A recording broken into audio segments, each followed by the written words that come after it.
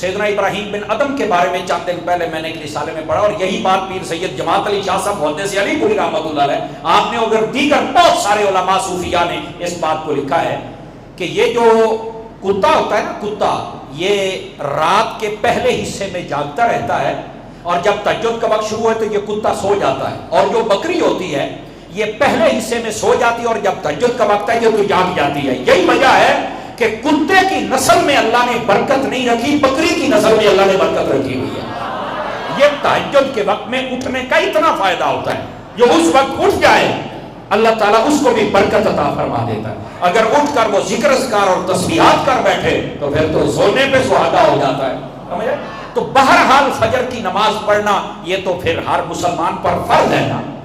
اور پھر کوشش کیا کریں کہ فجر کی نماز پڑھنے کے بعد سورج نکلنے تک سویا نہ کریں۔ ہاں زیادہ تھکن ہے یا بہت دیر تک آپ کو آگے کہیں جانا ہے تو پھر آرام کر بھی سکتے ہیں، تو اتنی دیر تک اگر جاگتے رہیں گے تو یہ بھی فضیلت ہے، چونکہ روایات کا یہ بھی مفہوم ہے کہ جو فجر کی نماز پڑھ کے سورج نکلنے تک سوتا نہیں نا، اس وقت میں اللہ تعالیٰ اپنی رحمت سے رزق تقسیم کرتا ہے، اور جو جاگ کے دعا کرتا رہتا ہے اللہ اسے رحمت والا رزق عطا فرما دیتا ہے۔ سمجھ آ رہی ہے؟ تو اس بات سے کوشش کر کے فجر کی نماز کے بعد سورج نکلنے تک نہ سویا کریں۔ سمجھ آ رہی؟ یہ ہوتا تو میرا خیال ہے 35-40 منٹ کا فرق ہی ہے نا جی، لیکن آپ نے دیکھا ہوگا کہ یار قاری صاحب گال ٹھیک ہے پر نیندر بڑی سواد نہیں ہوتی ہے، یہ ٹائم ہی ایسا ہوتا ہے۔ اور ویسے بھی یہ بخاری شریف کے اندر حدیث پاک نبی پاک علیہ السلام نے ارشاد فرمایا، انسان جب سوتا ہے نا تو شیطان 3 گرے لگاتا ہے، پنجابی میں ہم کہتے ہیں نا گانڈ مارتا ہے، وہ شیطان 3 گانٹھیں لگاتا ہے، گرے لگا دیتا ہے۔ وہ جب مسلمان صبح کے وقت اٹھتا ہے نا تو وہ اپنے بستر پہ جاگنے کے بعد جب اللہ کا ذکر کرتا ہے، اللہ اکبر سبحان اللہ یا کلمہ پڑھتا ہے، کچھ بھی کہتا ہے استغفر اللہ، تو فرمایا بسترے پر لیٹے لیٹے جب اس نے اللہ کا ذکر کیا تو شیطان کی ایک گانٹھ کھل جاتی ہے، یعنی ایک گرا جو اس نے لگائی تھی گانڈ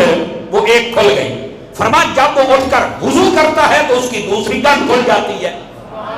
اور فرمایا کہ جب وہ نماز پڑھتا ہے تو شیطان کی 3 گانٹھیں کھل جاتی ہیں، اور یہ شیطان کی ان گانٹھوں سے آزاد ہو کر اللہ تعالیٰ کے رحمت کے سمندر میں آ جاتا ہے۔ تو اس واسطے صبح ضرور اٹھیں، اللہ کا ذکر کریں، اور بستر پہ رات جب بھی جاگ آئے نا اللہ کا ذکر ضرور کیا کریں، سمجھے؟ عادت بنائیں کلمہ شریف پڑھنے کی۔ میں اکثر کہتا رہتا ہوں سوئیں تب بھی جاگیں تب بھی، اور یہ معمول بھی ہونا چاہیے۔ اس کا فائدہ یہ ہوگا کہ ہم نے موت کی نیند تو سونا ہی ہے، تو جب سوتے وقت کلمہ پڑھنے کی عادت ہوگی تو موت کے وقت جس نے کلمہ پڑھ لیا، ہاں یہ حدیث شریف میں ہے، فرمایا من آخر الکلام لا الہ الا اللہ دخل الجنہ، جس بندے کا آخری کلام یعنی وقت موت زبان پر کلمہ جاری ہو گیا بغیر حساب کے سیدھا جنت میں داخل ہو جائے گا، یہ حدیث شریف میں ہے۔ تو ضرور اپنی زبان کو عادی بنائیں، اور جب اٹھیں تو تب بھی کلمہ پڑھیں۔ اب ظاہر سی بات ہے جب آپ نے قبر میں جانا ہے تو فرشتوں نے اٹھانا تو ہے نا، تو جب فرشتے اٹھائیں اور اٹھتے وقت ہماری عادت ہو کلمہ پڑھنے کی، جن کو محسوس ہوا ہے وہ تو بولے نا میں کیا کہنے لگا ہوں،